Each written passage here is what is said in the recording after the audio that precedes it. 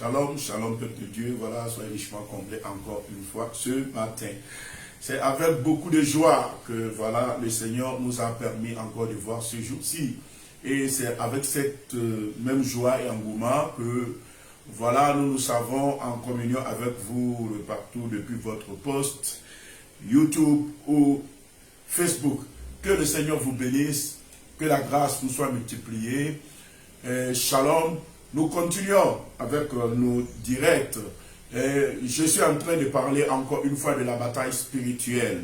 Parce que voilà, la bataille spirituelle, le monde dans lequel nous sommes est avant tout un monde spirituel.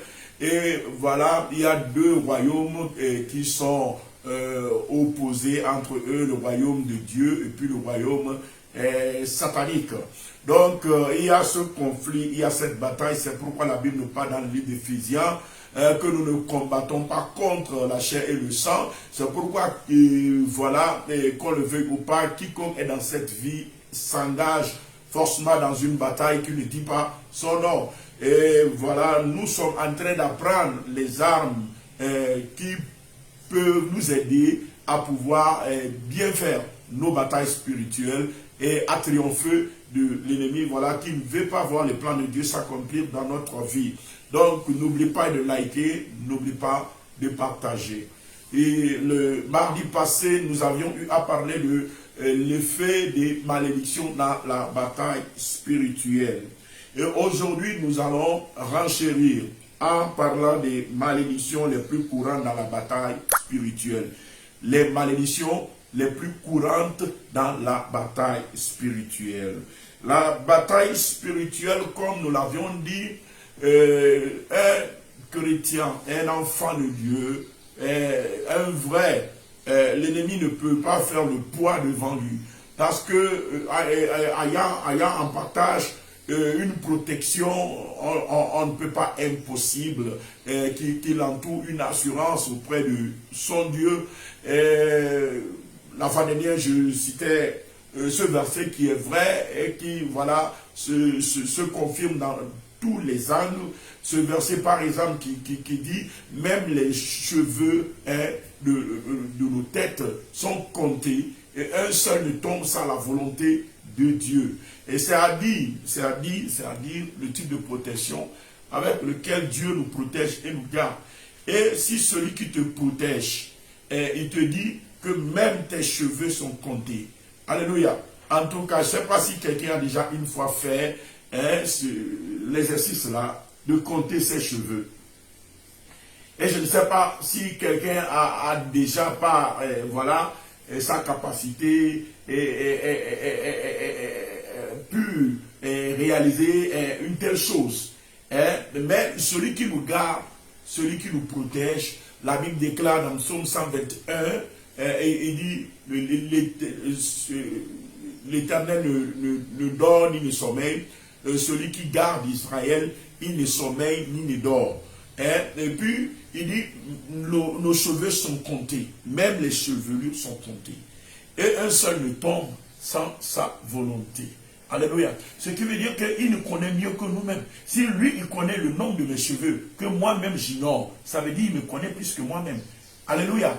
Et cette personne-là, qui me garde et qui me protège, alléluia, et sa protection est tellement puissante et forte, et efficace et tout. Ce qui fait que dans la bataille spirituelle, l'ennemi n'a pas l'avantage de la bataille spirituelle.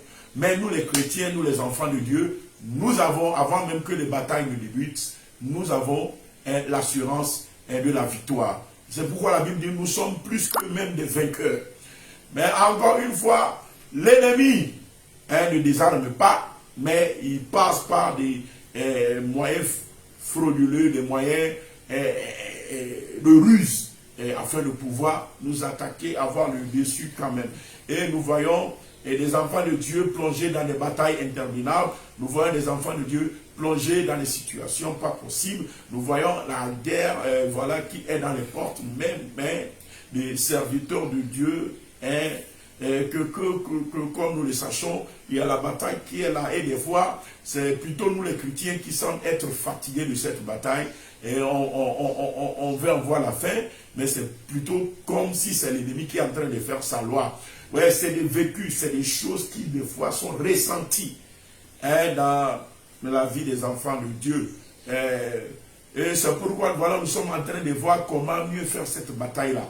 Et nous sommes en train d'étudier certaines stratégies par lesquelles l'ennemi a eu quand même à attaquer les enfants de Dieu, à vouloir leur damer le pion. Et un des moyens dont nous avions parlé, c'est la technique de la malédiction attaque. La malédiction attaque, c'est-à-dire l'ennemi a maudit et puis ensuite il attaque. C'est-à-dire la malédiction se révèle un des moyens spirituels par lesquels on peut affaiblir quelqu'un dans toutes ses bénédictions et l'affaiblir dans la bataille spirituelle. Du moment où on envoie la malédiction dans la vie de quelqu'un, on rend cette personne faible et inapte à pouvoir sérieusement faire les batailles spirituelles et les gagner. Pourquoi? Parce que cette personne-là, elle se voit attaquée dans ses bénédictions, dans toutes ces assurances-là qui le protègent. Comme nous l'avions vu dans Malachie 2, le verset 2. Malachie 2, le verset 2 nous dit tes bénédictions seront maudites. Donc la malédiction a le pouvoir même sur toutes les bénédictions que Dieu nous donne afin de les ronger et de nous rendre vulnérables. Donc pour rendre quelqu'un vulnérable et attaquable, on y procède souvent par la malédiction. On a vu des exemples. On a vu l'exemple de Goliath qui a d'abord maudit David avant de l'attaquer. On a vu l'exemple du roi de Moab. Le roi de Moab, pour pouvoir attaquer Israël, il y a devant lui un peuple qui est plus fort que lui. Comment maintenant faire pour pouvoir attaquer ce peuple? Il est parti chercher le faux prophète ou le devin Balaam afin de venir maudire Israël. Donc il a passé par quoi? Par la malédiction. Alléluia. C'est ce que nous avions lu la fois dernière. Et voilà, je voudrais le lire encore et puis rentrer à fond maintenant dans ce dont nous voulons parler. Alléluia. Que le Seigneur te bénisse. Nous lisons encore une fois dans Nombre 22, le verset 6. Nombre 22, le verset 6. Nous lisons la parole du Seigneur. Nous lisons au nom puissant de notre Seigneur Jésus. Viens, je te prie, maudis-moi ce peuple, car il est plus puissant que moi. Peut-être ainsi pourrais-je le battre et le chasserai-je du pays. Car je sais que celui que tu bénis est béni et que celui que tu maudis est maudit. Vous voyez, et car je sais que celui que tu bénis est béni et celui que tu maudis est maudit. Vous voyez? Donc, ici, il dit, il y a un peuple qui est plus fort que moi. Maintenant, viens, maudis-le pour que je puisse triompher de lui dans la bataille. Vous voyez la technique? Il est plus fort. Il est plus apte à la bataille. Il est plus nanti que moi. Un peuple qui est plus puissant que moi, le voilà devant moi. Maintenant, toi, viens, maudis-le. Afin que je puisse prendre le dessus sur lui dans la bataille.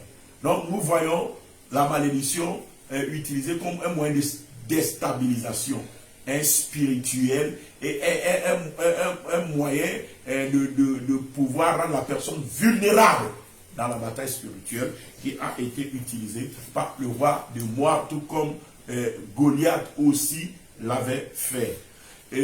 Laissez-moi vous dire que cette réalité, nous devons le comprendre, nous devons le cerner et nous devons se l'approprier.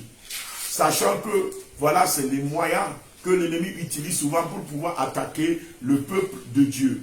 Et du moment où nous nous rendons compte de cette réalité, alors l'Éternel aussi, il est là pour nous aider à se défaire de ces pièges, de ces plans de l'ennemi et à reprendre la main, à reprendre le dessus dans la bataille spirituelle. Ma prière pour toi ce matin, c'est que tu reprends le dessus dans la bataille spirituelle au nom puissant de notre Seigneur Jésus. Je ne t'écoute pas me dire Amen.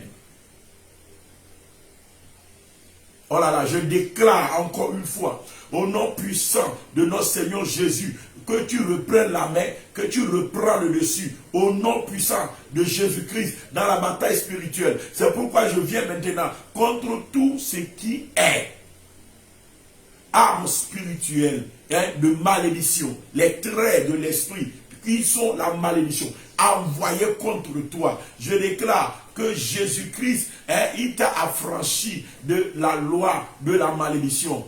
Au nom puissant de notre Seigneur Jésus, cette malédiction-là, par lesquelles, voilà, on t'a oppressé spirituellement, on t'a rendu fébrile spirituellement, la malédiction par laquelle on t'a rendu vulnérable spirituellement. Je déclare la malédiction-là brisée dans ta vie au nom puissant de notre Seigneur Jésus. De quoi je veux parler? Je veux parler de ceci. Israël, comme nous le savons, c'est le peuple de Dieu. Amen. Et particulièrement Jérusalem. Dans l'histoire, les guerres auxquelles Israël a fait face sont de puissantes, de grandes, et des guerres sans nombre. Mais l'ennemi n'a jamais eu le dessus sur Israël. L'ennemi n'a jamais su imposer sa loi à Israël. Et puis particulièrement Jérusalem, là où se trouve l'arche de Dieu, le temple de Dieu, l'ennemi n'a jamais mis pied là-bas. Aujourd'hui, nous voyons plutôt l'abomination de la désolation établie en ce lieu. Nous voyons plutôt la construction d'un mosquée, là même où fut le temple de David. Alléluia, c'est une aberration, c'est une abomination. Mais dans le temps, c'est quelque chose qui est impossible. C'est quelque chose qui est totalement impossible. Mais laissez-moi vous dire que cela a été possible à cause de la malédiction. Si aujourd'hui, même l'abomination de la désolation est établie dans le lieu saint, c'est à cause de quoi? De la malédiction. Donc, comme je suis en train de le dire, amen, le temple là de Salomon a été renversé 2 fois. C'est pourquoi aujourd'hui, on est en train de parler de la construction du 3e temple. Amen. Aujourd'hui, on est en train de parler de la construction du 3e temple. Pourquoi le 3e temple? Parce que le temple a été construit du temps de Salomon. Mais ça a été renversé au temps de Nebuchadnezzar. Quand les Babyloniens ont fait la guerre contre Israël. Alléluia. Ils étaient les seuls à pouvoir rentrer dans les portes de Jérusalem. Ce qui n'était pas possible de tous les temps. Alléluia. Maintenant, au temps de Agé, de Zorobabel, au temps de Zacharie le prophète, au temps de Néhémie et Esther, la reine Esther, au temps de Esdras, il y avait eu un retour à Jérusalem où le temple a été reconstruit. Et la gloire du second temple était plus grande que la gloire du premier temple. Alléluia. Mais le temple là qui a été reconstruit, à nouveau, a été encore redétruit. Et c'est pourquoi maintenant nous voyons cette dôme, nous voyons maintenant la construction de mosquées à la place de ce temple-là. Mais que ce soit la 2e fois, que ce soit la dernière fois que l'ennemi rentra dans Jérusalem, allant jusqu'à renverser le temple de Dieu, cela a été possible. À cause de quoi? De la malédiction.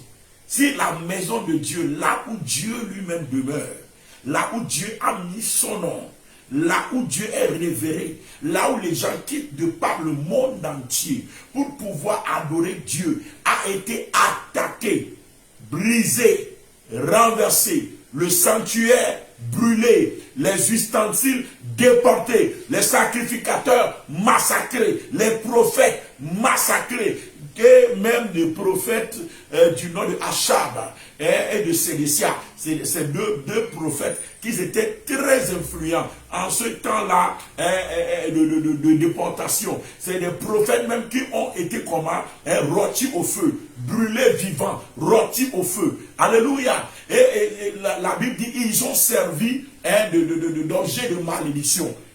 Ils ont servi d'objet de malédiction en ce sens que si quelqu'un veut maudire, il dit que tu sois maudit comme Sédécia, que tu sois maudit comme Achab. Alléluia. Je ne parle pas du roi Achab, mais je parle du prophète Achab et du prophète Sédécia. Alléluia. Donc, voilà comme je suis en train de le dire. Cela a été possible grâce, je ne dis pas grâce, mais je dis à cause de la malédiction. Donc c'est pour vous dire, vous qui êtes en train de vous livrer à la bataille spirituelle, vous qui êtes en train de combattre pour votre avenir, vous qui êtes en train de combattre pour réussir dans cette vie, vous qui êtes en train de combattre pour refaire votre histoire, vous qui êtes en train de combattre pour émerger, vous qui êtes en train de combattre pour changer la donne, pour changer les choses, laisse-moi te dire que ton tendon d'Achille, le tendon d'Achille des chrétiens dans la bataille spirituelle, c'est la malédiction. C'est pourquoi tu dois apprendre à te traiter comme les malédictions si tu veux changer le cours des batailles spirituelles. Je vais te faire lire quelque chose. Alléluia. Prophète Jérémie, lui-même fut stupéfait parce qu'il n'a jamais vu de pareilles choses. Et comme il a dit, il dit, au temps où Israël était dans sa gloire, laisse-moi te dire, qui penserait même que voilà, on pourrait rentrer dans les portes de Jérusalem? Amen. C'est une petite ville. C'est une très petite ville. Une ville insignifiante sur la carte du monde. Mais personne n'osait, personne ne pouvait faire la guerre à Jérusalem. L'ennemi ne pouvait pas rentrer dans les portes de Jérusalem. Quand l'ennemi se lève contre Jérusalem, les Lévites de Jérusalem, les sacrificateurs, ils élèvent seulement la main. Ils commencent par chanter. Et la destruction est dans le camp de l'ennemi. Qui es-tu pour pouvoir faire la guerre à Jérusalem? Alléluia. Alléluia. À cause de la protection de leur Dieu.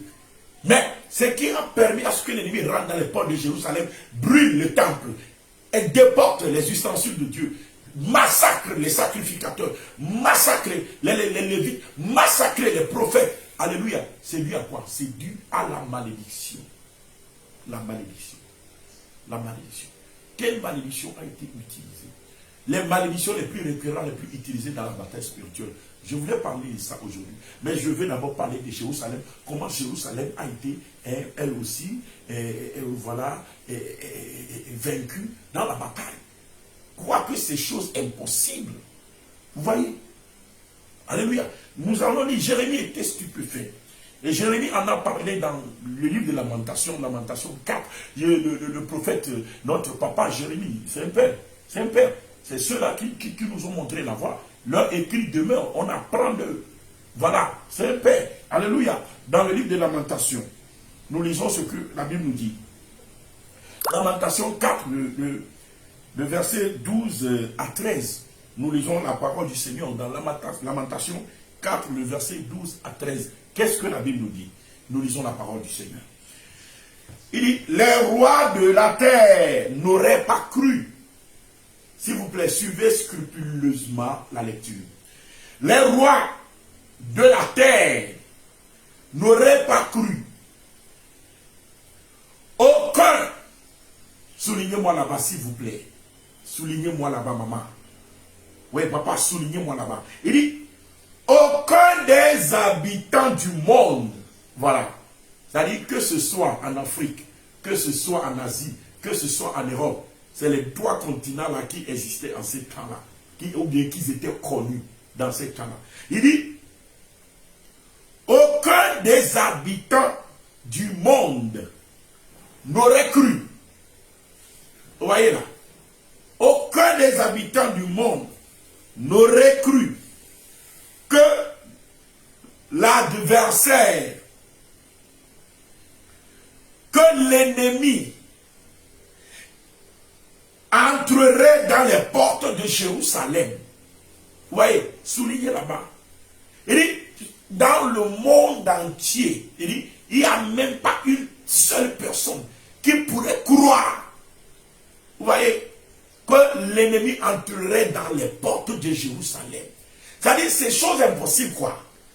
Quelqu'un ne peut pas faire la guerre contre Jérusalem jusqu'à rentrer dans ses portes. Quand ces Lévites se mettent à chanter, il y a la confusion dans le camp de l'ennemi. Le Seigneur met de l'embuscade et ils s'entretuent.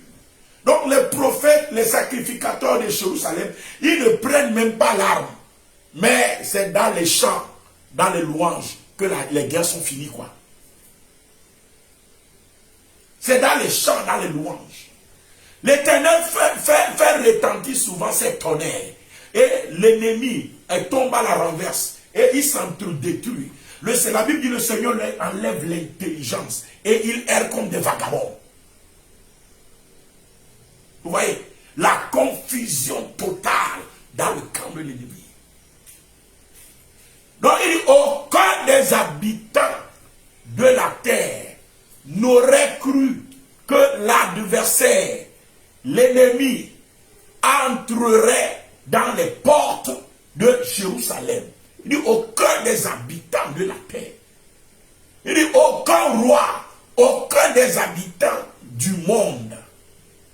You see, aucun des habitants du monde n'aurait cru. Vous voyez?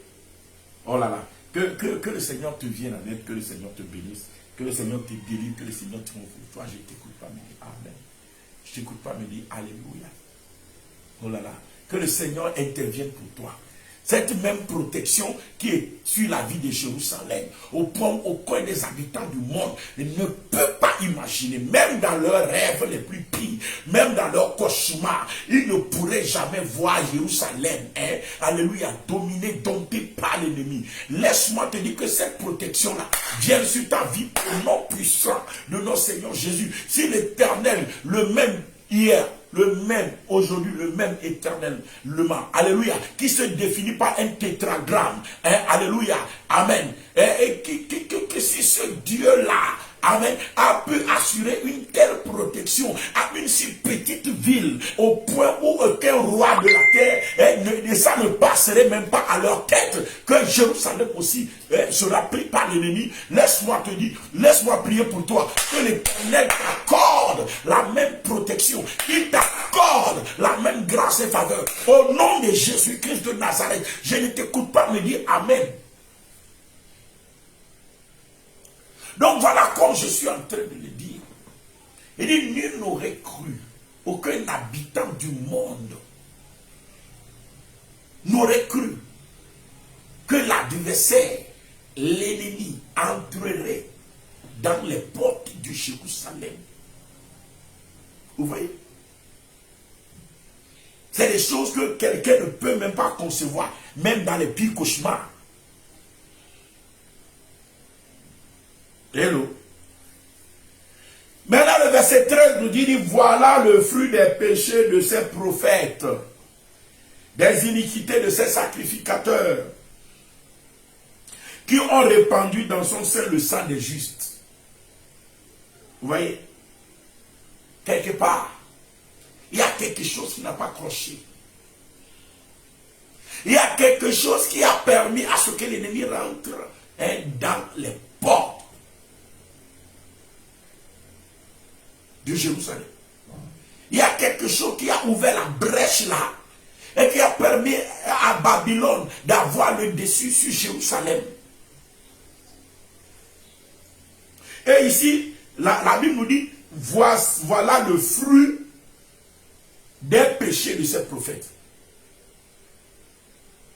C'est-à-dire, les péchés, on a trouvé chez lui des péchés. Amen. Mais ce ne sont pas les péchés qui ont du coup en même temps occasionné cette situation. Les péchés n'occasionnent pas la victoire Je répète, les péchés n'occasionnent pas la victoire de l'ennemi sur nous.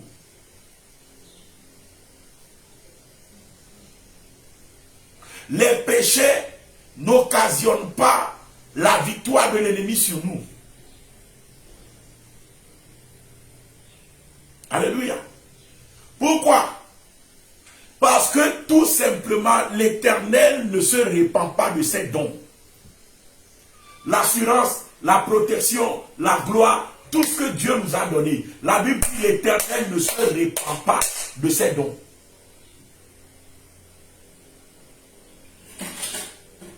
Alléluia.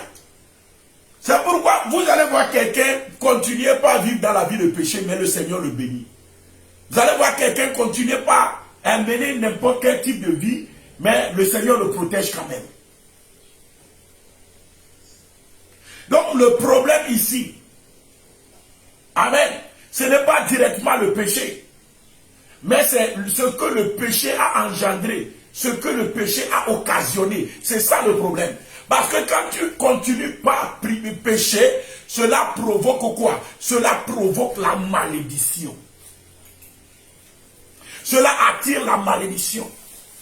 La malédiction d'abord parce que tu es en train de violer l'alliance de Dieu. Et tu t'exposes à des sanctions. Et c'est maintenant la malédiction qui vient attaquer les bénédictions. Ce n'est pas que Dieu vient annuler les bénédictions avec lesquelles il nous a bénis. Il ne se répand pas de ses dons. Les bénédictions demeurent. Mais la malédiction vient prendre le dessus sur les bénédictions. Et c'est la malédiction qui vient annuler maintenant les bénédictions dans notre vie.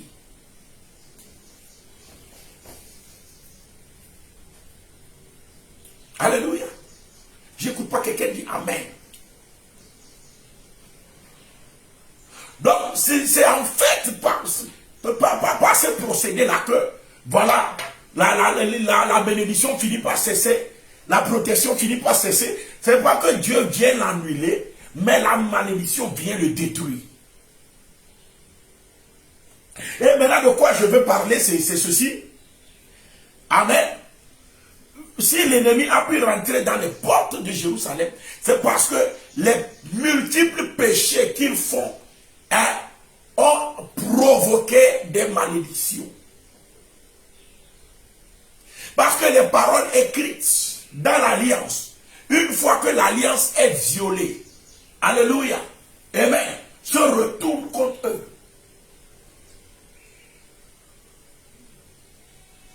Nous allons lire ceci. Et vous allez comprendre que c'est la malédiction qui a été à la base. Si l'ennemi a pu rentrer dans les portes de Jérusalem, dans la guerre, dans la bataille, c'est la malédiction qui a été à la base. C'est pourquoi je déclare que l'ennemi ne rentrera plus dans tes portes. L'ennemi ne rentrera plus dans ta maison. L'ennemi ne rentrera plus dans ta vie. L'ennemi ne rentrera plus dans la vie de tes enfants. L'ennemi ne rentrera plus dans les portes de ton foyer. Au nom de Jésus-Christ de Nazareth, toute malédiction qui donne l'accès à l'ennemi de t'attaquer, d'avoir le dessus sur toi, est brisée en ce jour. Au nom puissant de notre Seigneur Jésus. Je ne t'écoute pas me dire Amen. Oh là là. Il est à l'œuvre maintenant. Je dis, il enlève la malédiction. Il s'est fait malédiction à ta place. Oh, je ne t'écoute pas me dire Amen. Tu le crois, ça s'accomplit. Parce qu'il est là avec toi. Pour te délivrer, te libérer. Reçois la touche là où tu es. Au nom puissant de notre Seigneur Jésus. Je ne t'écoute pas me dire Amen. Voilà, nous allons lire Jérémie 23. Jérémie 23, le verset 10 à 12. Le même prophète, le même père, qui a dit qu'il aurait cru que l'ennemi rentrerait dans les portes de Jérusalem. Il a relevé les causes de pourquoi l'ennemi est rentré dans les portes de Jérusalem. Et nous voulons lire ceci dans le livre de Jérémie, Jérémie 29, le verset 10 à 12. Jérémie 29, le verset 10 à 12. Nous lisons la parole du Seigneur. La Bible déclare. Il dit, car le pays est rempli d'adultère. Vous voyez, ça recommence avec le péché. Comme il avait dit dans la Lamentation. Ça recommence ici avec le péché. Il dit, car le pays est rempli d'adultère, Le pays est en deuil à cause de la malédiction. Vous voyez, c'est-à-dire l'adultère, les tueries, les péchés auxquels le peuple se livre ont fini par provoquer quoi? La malédiction. Oh Jesus. Parle Seigneur et tes serviteurs écoutent. Alléluia. Donc comme je suis en train de le dire, vous voyez, amen, il dit le pays est en deuil à cause de la malédiction. Les plaines du désert sont desséchées. Vous voyez, les plaines du désert sont desséchées. Il court au mal. Ils n'ont de la force que pour l'iniquité. Prophètes et sacrificateurs sont corrompus. Vous voyez, même dans ma maison, j'ai trouvé leur méchanceté. C'est pourquoi le temple a été attaqué. C'est pourquoi le temple a été brisé. La malédiction a frappé jusqu'à frapper la maison de Dieu. Alléluia. Dit l'Éternel. C'est pourquoi leur chemin sera glissant et ténébreux. Ils seront poussés et ils tomberont. Vous voyez, il dit c'est pourquoi leur chemin sera glissant et ténébreux. Ils seront poussés et ils tomberont. Dans la bataille, ils ne feront que ténèbres. Dans la bataille, ils ne feront que glisser. Vous voyez, l'ennemi a déjà pris le contrôle. Pourquoi? Parce que la malédiction s'est installée dans Jérusalem, dans la vie des sacrificateurs. Même dans la maison de Dieu, la malédiction s'est installée. Pourquoi? À cause du comportement criminel des serviteurs de Dieu, des prophètes, des sacrificateurs et des lévites qui sont là dans l'adultère, qui sont là dans la fornication, qui sont là dans les choses les plus hideuses, les tueries. Ils tuent le juste, ils versent le sang, ils tuent les enfants, ils font des sacrifices humains. Vous voyez, c'est grave. C'est grave. Alléluia. Et cela a provoqué quoi? La malédiction. Et à cause de la malédiction, ce qui n'aurait pu jamais avoir lieu en aucun moment. En aucun moment. Alléluia. C'est-à-dire, la Bible dit, aucun habitant du monde n'aurait cru que l'ennemi entrerait dans les portes, que l'adversaire, l'ennemi entrerait dans les portes de Jérusalem. Voilà. La Bible dit, aucun habitant du monde n'aurait cru. C'est-à-dire, même dans le pire des cauchemars, personne ne peut concevoir cela. Alléluia. C'est ce qui a eu lieu.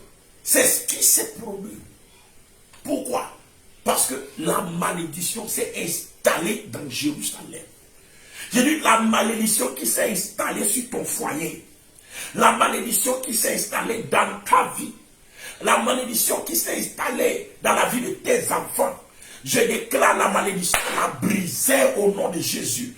Je la déclare brisée au nom de Jésus. Je la déclare brisée au nom de Jésus. Quand la malédiction s'installe, du coup, les guerres et les batailles, c'est nous qui commençons maintenant par fuir devant l'ennemi. C'est nous qui paraissons maintenant plus fatigués devant l'ennemi. On se demande quand est-ce que les guerres là vont finir. Est-ce qu'on va passer toute notre vie à faire la guerre? Tu ne vas pas passer toute ta vie à faire la guerre. Mais ce qui donne l'emprise à l'ennemi sur toi, ce n'est pas la guerre, mais c'est la malédiction. Parce que toi, tu as des promesses qui t'assurent dans la guerre. Tu as des promesses qui te protègent dans la guerre. La Bible dit, si on forme amen, des complots contre toi, cela ne viendra pas de moi, dit l'Éternel. Quiconque se liguera contre toi tombera sous ton autorité. Il dit 1000 tombera à ta gauche, 10 000 à ta droite, mais tu ne seras pas atteint. Mais de tes yeux, tu verras la rétribution des méchants. Voyez, donc nous avons une assurance dans la bataille telle que, voilà, nous sommes intouchables. Alléluia. Nous sommes intouchables dans la guerre, nous sommes intouchables dans la bataille. Mais ce qui donne la force à l'ennemi, alléluia, ce qui lui donne la force, c'est quoi? C'est la malédiction. C'est la malédiction qui rend les batailles interminables. C'est la malédiction qui a fait que l'ennemi est rentré dans les portes de Jérusalem. Je veux que tu comprennes ceci. Parce que dès que tu le comprends, ton histoire change. Un bon docteur, alléluia, se reconnaît déjà dans ces diagnostics. Parce que la guérison ne peut avoir lieu si le mal n'a pas été véritablement diagnostiqué. Alléluia. Et laisse-moi te dire que la stratégie payante, gagnante de l'ennemi, alléluia, c'est toujours cette stratégie malédiction, attaque. Malédiction, attaque. Je dis bien, malédiction, attaque. J'espère que vous êtes en train de cerner. Et c'est effectivement la malédiction qui a permis à Babylone de renverser le temple de Salomon, d'emporter les ustensiles, jusqu'au point où, oh Jesus, même le petit là, du nom de Belchacha, le fils de Nebuchadnezzar, alléluia, le petit là est parti prendre même des prostituées. Le grand Dieu de toute la terre, les ustensiles, les coupes avec lesquelles on sert dans le lieu saint, dans le culte de ce Dieu redoutable, qui est notre papa.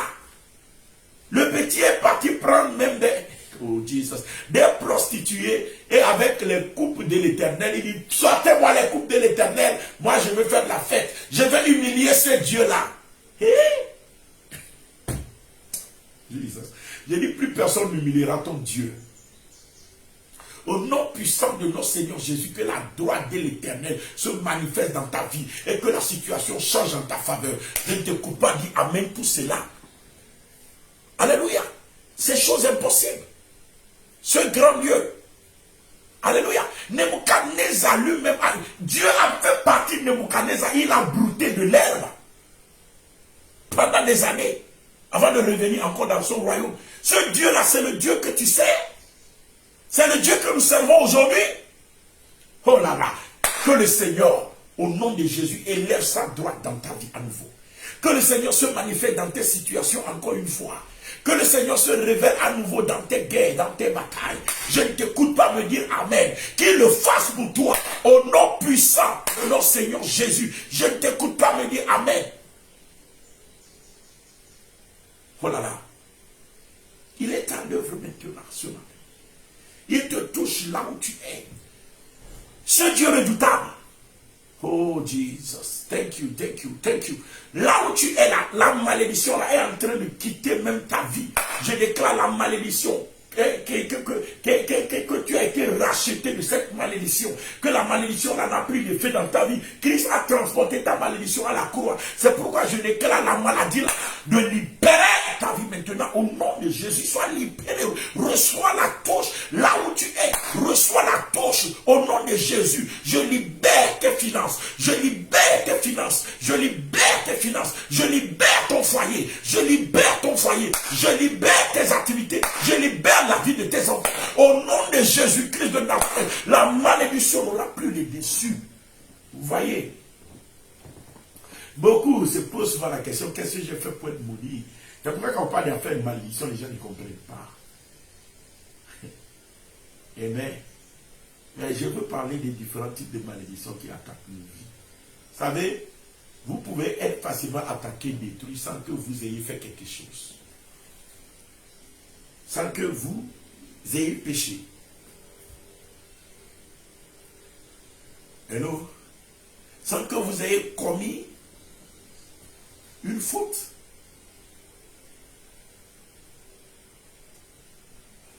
Alléluia.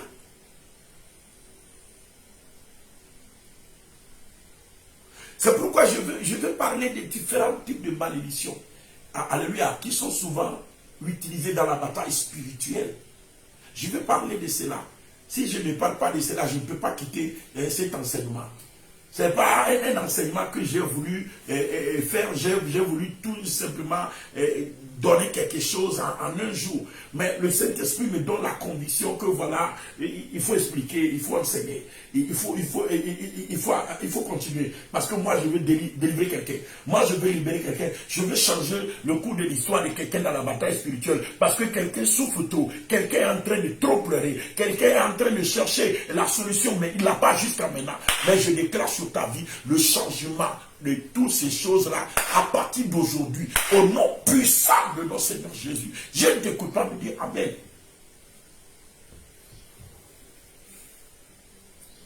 Toi, il le fait maintenant. Il le fait. Là où tu es assis, il le fait. You can check yourself. You can check yourself. Alléluia. Et essaie de te checker, voir. Le mal là, la douleur là, la souffrance là, que tu sentais ce matin, ça s'en va là où tu es. Je dis, l'incantation, l'envoûtement, la malédiction proclamée sur toi, qui a engendré cette maladie-là, qui fait que voilà, tu souffres toute ta vie. Je déclare que c'est brisé à partir d'aujourd'hui. Tu es libéré de cela à partir d'aujourd'hui. Tu es délivré de cela. Reçois la touche là où tu es maintenant. Au nom puissant de notre Seigneur Jésus. Reçois la bonne main de ton Dieu. Se repose sur toi maintenant. Reçois cette touche. Au nom de Jésus-Christ, je prie.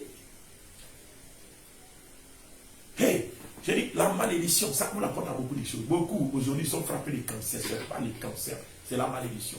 La malédiction réagit comme le cancer. La malédiction réagit comme voilà, l'ulcère. La malédiction réagit comme l'hémorroïde. La malédiction réagit comme les gangrènes, les contusions, les plaies vives, des plaies qui ne guérissent jamais. Il y a certains qui ont des plaies qui ne guérissent jamais. C'est la malédiction qui est à la base. Mais aujourd'hui, parce que Christ a transporté ta malédiction, et je déclare sur ta vie, au nom puissant de notre Seigneur Jésus, que tu es libéré de cette maladie-là. Tu es libéré de cette malédiction. Tu es libéré de cette situation. Reçois la touche maintenant. Sois libéré au nom de Jésus. L'ennemi n'aura plus d'emprise dans ta vie. Au nom de Jésus, que ces démons soient brisés parce que Christ a pris ta malédiction à la croix afin que tu aies part de la bénédiction d'Abraham. Reçois cette bénédiction-là au nom de Jésus. Je n'écoute pas, me dit Amen. Oh là là, il le fait maintenant. I can feel it, I can feel it, I can feel it, I can feel it. Reçois la touche là. Oh my God. Reçois la touche là, là où tu es. Reçois la touche là, là où tu es. Reçois la touche là au nom de Jésus. Reçois la touche là au nom de Jésus. Reçois la manifestation de sa puissance. Reçois la manifestation de sa force. Reçois la manifestation de sa grâce. Il le fait dans ta vie. Mais qui aurait cru que l'ennemi entrerait dans les portes de Jérusalem? Alléluia. Aujourd'hui, l'ennemi voit ta vie, les gens voient ta vie, ils disent, où est ton Dieu? Vous voyez? Pourquoi on te posera cette question? Où est ton Dieu? Est-ce que tu adores un Dieu qui est mort? Est-ce que tu adores un Dieu qui n'est pas vivant? Est-ce que tu adores un Dieu qui est demeuré dans le passé? Le même qui a fendu la mer Rouge en deux. Le même là qui a guéri les lépreux. Le même là qui a ressuscité les morts. Est-ce ton Dieu? Réponds-moi franchement. Est-ce que c'est ton Dieu? Thank you, Jesus. Si c'est ton Dieu, je te déclare au nom de ce Dieu-là, au nom de Jésus-Christ de Nazareth, reçois la touche. Reçois la touche. Sois libéré. Sois libéré. Sois délivré. Sois libéré.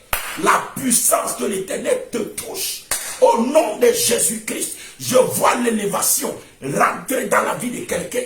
Je vois l'Éternel te repositionner dans cette vie. Je ne t'écoute pas me dire Amen.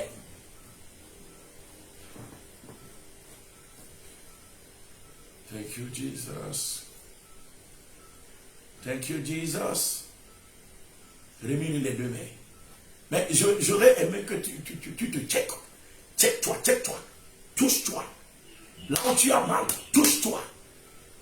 Jesus. Jesus. Reçois la touche maintenant. Tu es libéré maintenant. Tu es libéré. C'est le jour. Oh my God, c'est le jour de ton témoignage. Il est là pour toi. Il est là pour toi. Il le fait.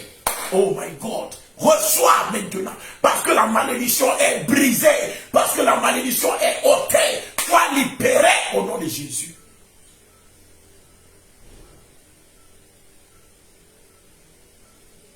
We thank you, my Father. We bless you, Jehovah. Alléluia. Donc, voilà, comme la Bible est en train de nous le dire, il dit, c'est pourquoi leur chemin sera glissant et ténébreux. Ils seront poussés et ils tomberont, car je ferai venir sur eux le malheur, l'année où je les châtirai, dit l'Éternel. Voyez. Donc, c'est bel et bien comme le Seigneur l'a montré à Jérémie. Il dit qui aurait cru que l'ennemi rentrerait dans les portes de Jérusalem. Maintenant, la Bible dit que c'est le fruit de leur péché. La Bible dit qu'ils sont pleins d'adultère. Et maintenant, la Bible explique que c'est par la malédiction que cela a eu lieu. Vous voyez, le Seigneur est en train d'ôter cette malédiction. Le voile noir là, avec lequel l'ennemi t'a couvert, ton étoile n'apparaît jamais. Tu es toujours dans le sombre. Tu es toujours dans les ténèbres. Même la nuit, tu rêves, tu te vois dans un lieu sombre où tu es attaqué par des gens avec des armes, des gens comme des soldats qui te poursuivent. Je déclare au nom de Jésus, les batailles là dans ton monde onirique, dans ton monde spirituel, au nom de Jésus-Christ, je les déclare vaincus. Je déclare tout ennemi de proximité, les chiens, les chats spirituels, les lézards spirituels, tous ces animaux-là. Et Paul dit, j'ai combattu contre des bêtes à Éphèse. Ces bêtes-là, qui sont là dans ton monde spirituel, dans tes rêves, qui sont en train de combattre ton esprit, qui t'empêche d'évoluer. Je déclare que c'est la fin de cette bataille spirituelle, parce que la malédiction qui t'assujettit, la malédiction qui te rend vulnérable est brisée au nom de Jésus. Je ne t'écoute pas me dire Amen.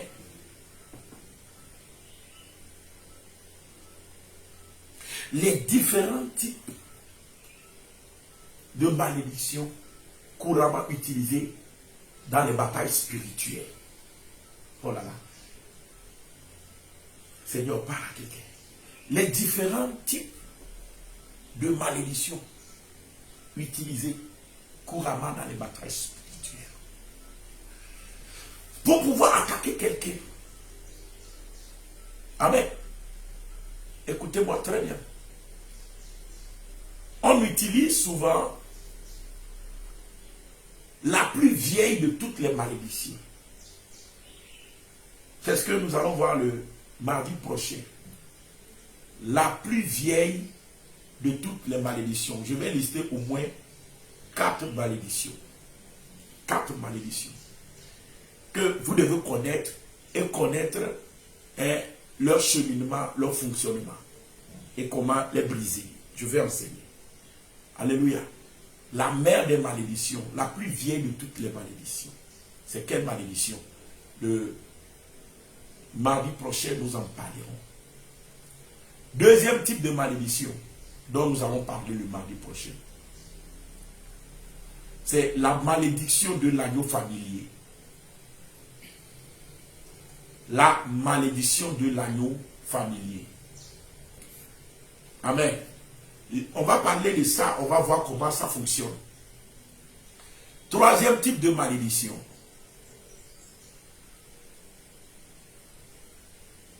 Alléluia. Alléluia. Ou bien je te laisse découvrir le mardi prochain. Je te laisse découvrir le mardi prochain. On va faire un travail approfondi. Alléluia. Un travail qui va t'apporter la délivrance. Alléluia. Je veux parler de la malédiction des jours. La malédiction des jours. Amen. La malédiction des jours. Donc au moins les malédictions les plus couramment utilisées dans la bataille spirituelle, on va les aborder. Peut-être tu vas comprendre maintenant ton cas. Peut-être tu vas discerner ton cas. Et ce serait totalement ta délivrance. Que le Seigneur te bénisse. Que le Seigneur te comble. Que le Seigneur te libère. Que le Seigneur, au nom puissant de notre Seigneur Jésus, se manifeste dans ta vie. Sois béni. Que la grâce se repose sur ta vie. Shalom à toi. Excellente journée. Bye bye.